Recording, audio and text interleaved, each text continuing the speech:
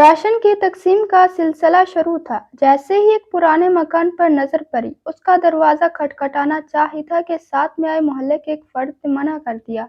पूछने पर वो कहने लगा, साहब रहने दें, ये एक फाहिशा औरत का घर है, इसको बहुत जगह से राशन ये बात सुनकर मुझे यकीन हो गया कि मोहल्ले में किसी ने भी इसको राशन फराहम नहीं किया होगा। जैसे तैसे मैंने उससे बहस करके दरवाजे पर दस्तक दी।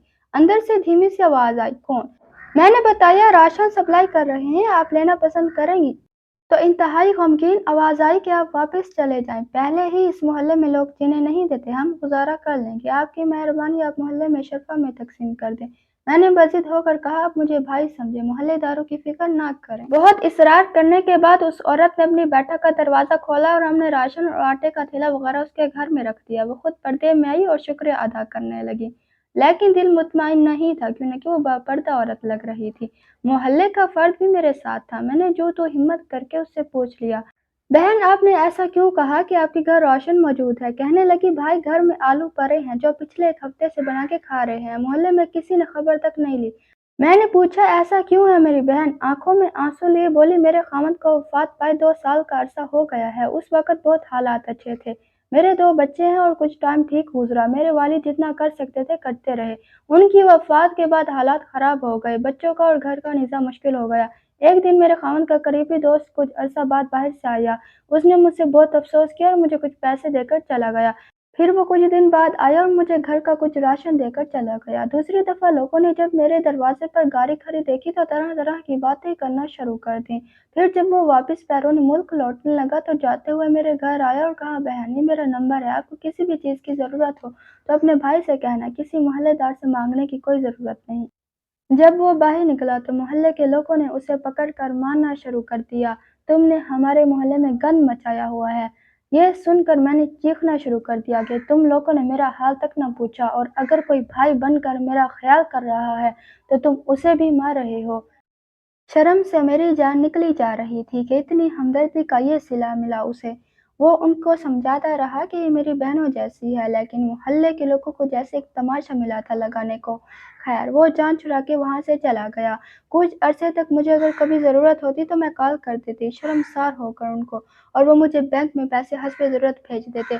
पिछले 2 माह से उनको कॉल नहीं की और फिर ये वारिस मसला तो सुना कि उनके मुल्क के हालात ज़्यादा ख़राब हैं। दोबारा न मेरी हिम्मत हुई कभी उनको कॉल करने की। बेवा समझकर अगर कोई मेरी मदद करना भी चाहे तो मोहल्ले वाले मुझे गलीज़ नज़रों से देखते हैं, और मोहल्ले में इतने शरफा हैं कि हर कोई गुजरते हुए मेरे दरवाजे पर झांक कर जाता है, बाहर जाते हुए मुझे घूरते हुए जाता है, अपनी औरतों को मेरे घर नहीं आने देते। ये वारिस तो बहाना रखा है अल्लाह ने हमें राशन भेजने का, वरना ज़रूरत का सामान बिल्कुल ख़त्म होने को है। कुछ दिनों से उस भाई को कॉल मिलाने का सोचा, लेकिन ज़मीन ने गवारा ना किया। सोचा कि पता नहीं उनके हालात कैसे होंगे। मेरे बच्चे भी अब महसूस करना शुरू हो गए हैं कि मोहल्ले में हमारी माँ को लोग हमारे नबी सल्लल्लाहु अलैहि वसल्लम तो दुश्मनों की बेटियों के सरों पर चादर रखा करते थे।